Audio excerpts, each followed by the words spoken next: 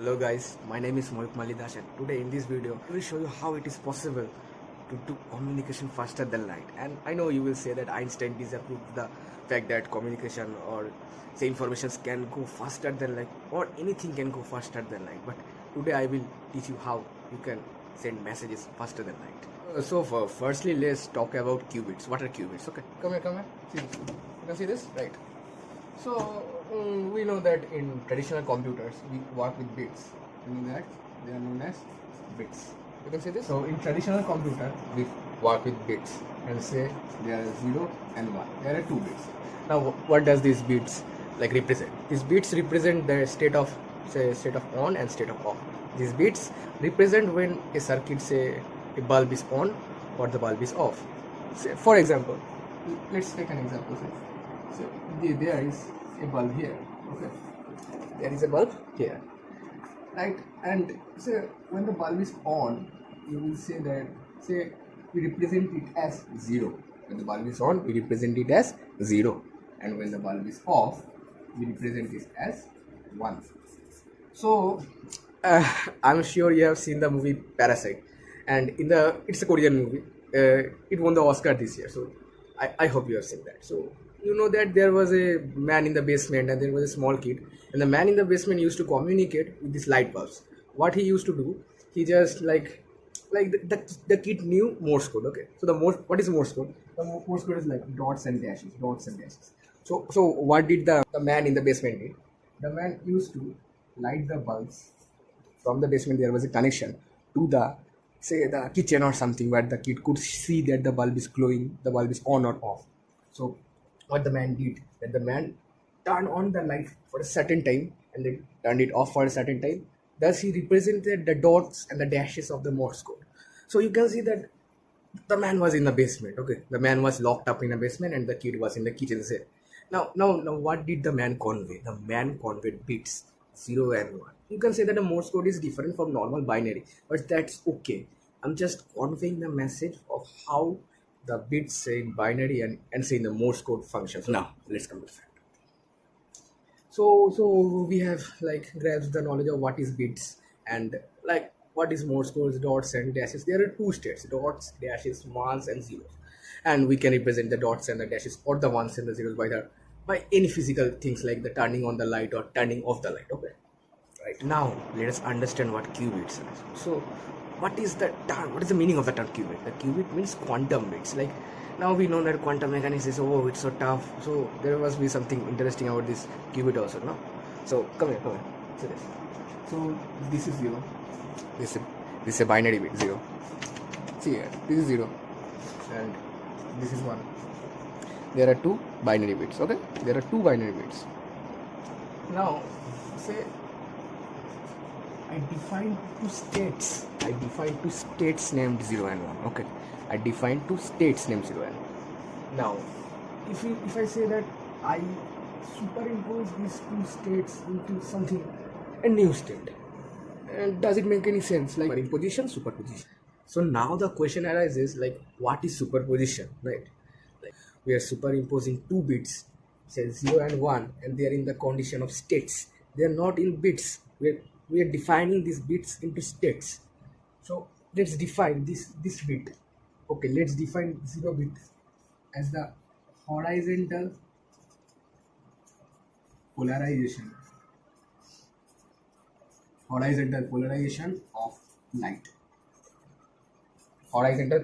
of light. And similarly, let's define this 1 bit as a vertical polarization of light. Let's define this 1 bit as vertical polarization of light. So this is now a state. This is not binary anymore. This does not denote, say, a light bulb is on or off. It just denotes the horizontal polarization of light and the vertical polarization of light. Okay. Now these are 2 states, and I say that I want to superimpose these 2 states. Now what do I do? This is the vertical polarization of light and this is the horizontal polarization of light. Okay. By the linear combination of these 2, I can produce another vector, right? How? I will write some constant A, vertical polarization of light plus V into horizontal polarization of light is equal to some state, say K, and this is the state K. This is known as superimposition, that the light is neither vertical, neither horizontal, but vertical and the horizontal at the same time. So this is known as superposition. Like it has some part of it is vertical and some part of it is horizontal, right? So this is how we superimpose two states. So now let's come to the fact of what is qubit. Now you have learned about what is qubit. So the horizontal polarization of light is one qubit and the vertical polarization of light is another qubit, right? And there are millions of cases of like this superimposed state, and they are known as the superimpositions of qubits. Interesting, huh? So now the question arises, like, how do we represent them? So we represent them using a notation which is known as a Bloch sphere. What is a Bloch sphere? Come here. So this is a sphere, this is a circle. When you will see in 3D, it will look like a sphere. Okay. So imagine this is a sphere, and it is a center, and from the center a radial vector like this. This is a radial vector. Say R. This is a radial vector. Okay. Tip of the vector traces the path of the entire sphere. So when the radial vector is like this, is pointing towards the north. Say this is the north. Okay, I'm just giving a direction to it. So this, let's say this is the zero. This is the zero state. This is not the binary zero. This is the zero state.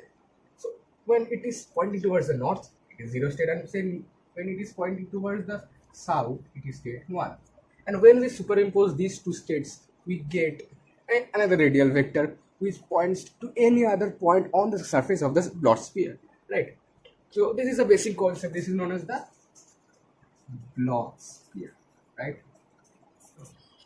Now we have understood what is superposition and what is the qubits and how to superimpose two qubits.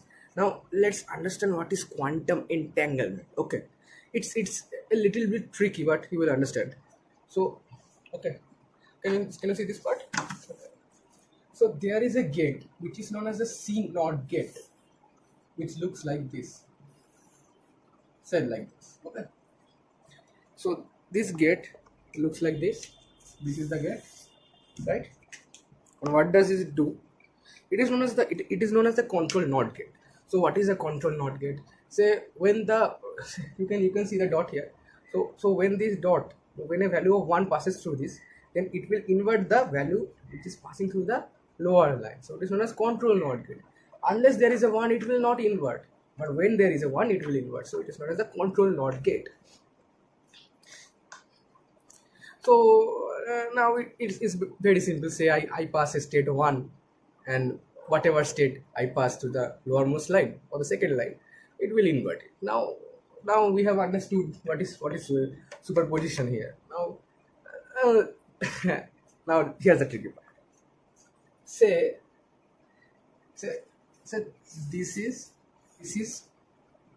what we know as the zero state, and say this is what we know as the 1 state. Now let's focus here.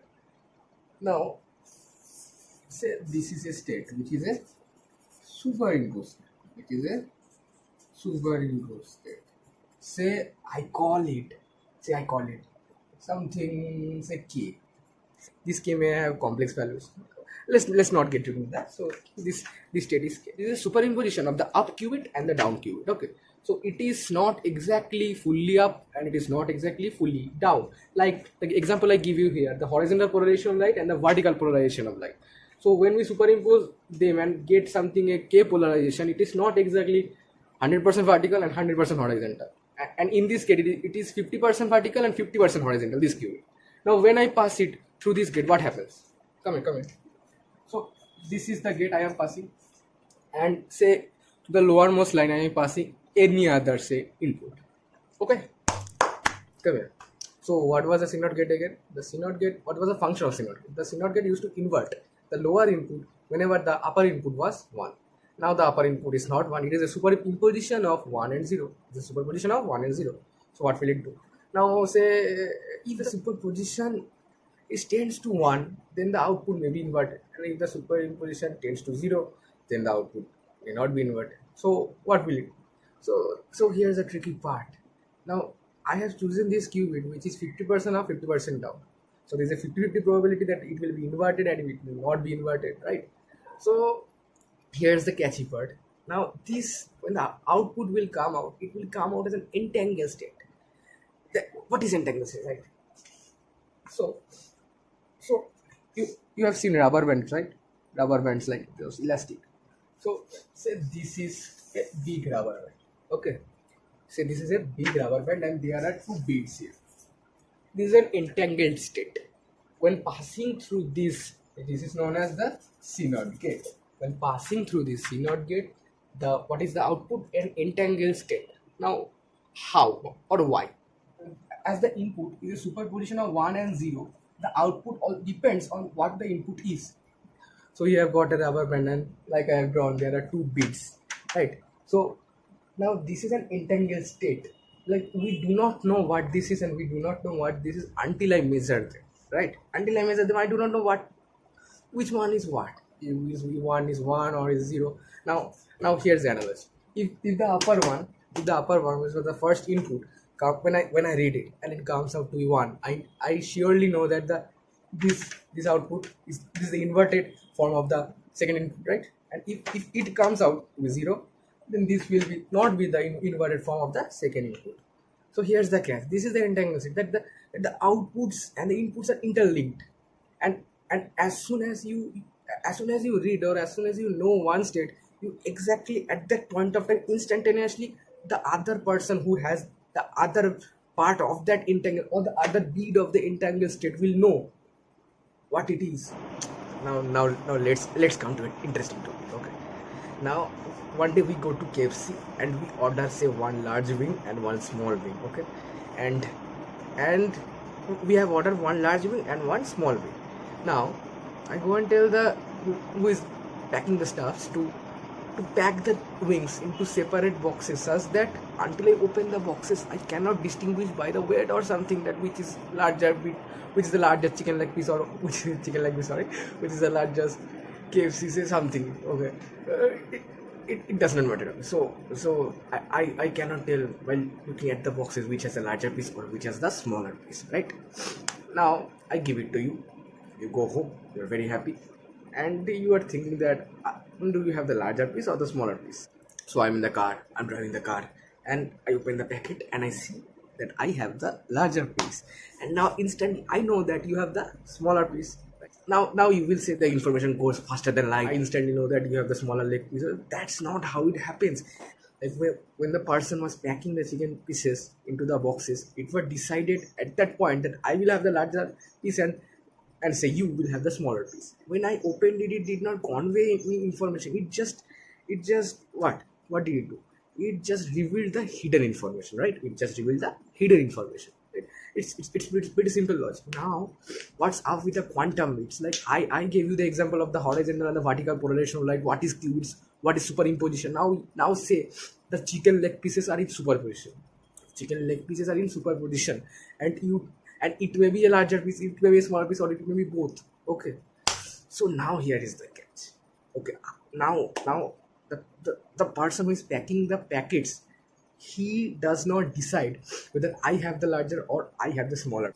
And until I open the packet and the superposition breaks or the quantum wave function breaks, I do not know whether I have the larger or the smaller one. And fun fact is, when we check the superposition, it will always come up to one state. It will fix on one state.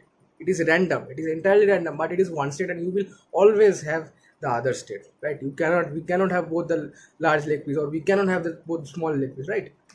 So this is entanglement. Like it is faster than light communication, right? But it is totally random. Like there, I will give you an example that say 1 and 0, right? 1 and 0, the computer bits that I told you about. So 1 and 0.